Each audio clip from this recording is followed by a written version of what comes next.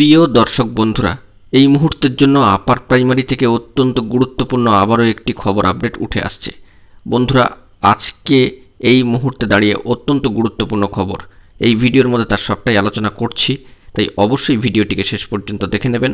ও যে সমস্ত বন্ধুরা চ্যানেলটি সাবস্ক্রাইব করেননি, সাবস্ক্রাইব করে সঙ্গে থাকবেন। বন্ধুরা, গতকালকেই জানিয়েছিলাম যে আজকের জন্য আপার প্রাইমারি শিক্ষক নিয়োগ সংক্রান্ত অত্যন্ত গুরুত্বপূর্ণ মামলা হিয়ারিং বা শুনানির ডেট কিন্তু ছিল, কিন্তু মামলাটি মহামান্য কলকাতা হাইকোর্টের ডিভিশন বেঞ্চে ৮ নম্বর কোর্টে অ্যাপিলিয়েটেড সাইটের ডেলি কজ লিস্টে একটু নিচের দিকে ৯৮ নম্বর আইটেম সিরিয়ালে কিন্তু ছিল, এবং একটা আভাস ইঙ্গিতে আপনাদেরকে জানিয়ে রেখেছিলাম যেহেতু একটু নিচের দিকে, তাই সম্ভাবনা কিন্তু কিছুটা হলেও ক্ষীণ থাকছে।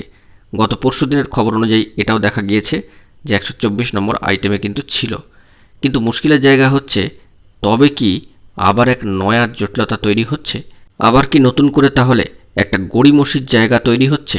সে বিষয়ে যাওয়ার পূর্বে এটা জানিয়ে রাখা দরকার যে আজকে কিন্তু এই গুরুত্বপূর্ণ মামলার শুনানি হয়নি, অর্থাৎ আরও একটা দিন কিন্তু অতিক্রান্ত হলো এবং আগামী সপ্তাহের দিকে আমাদেরকে তাকিয়ে থাকতে হবে। ইতিমধ্যেই যে খবরটি উঠে আসছে যে ২৫শে সেপ্টেম্বরের আগেই সম্মানীয় কমিশন কিন্তু এই মামলাটিকে কোর্টে তুলে দ্রুত এ বিষয়ে নিষ্পত্তি চেয়ে তারা কিন্তু নিয়োগ কাউন্সেলিংয়ের তারিখ বা ডেট চাইতে পারেন, এরকমই কিন্তু একটা খবর বেরিয়ে আসছে। তাই আগামী সপ্তাহটা অত্যন্ত ভাইটাল হতে চলেছে যে আগামী সপ্তাহে কমিশন এই মামলাটিকে মেনশন করিয়ে আর্জেন্ট ম্যাটার হিসাবে প্রথম দিকে রেখে শুনানি করিয়ে ২৫শে সেপ্টেম্বরের মধ্যেই এই বিষয়ে নিয়োগ কাউন্সেলিংয়ের অর্ডার চান কিনা সেটাই কিন্তু দেখার, কারণ কমিশনের তরফ থেকে এই বিষয়ে কিন্তু পূর্বেই একটা আভাস ইঙ্গিত দেওয়া হয়েছিল।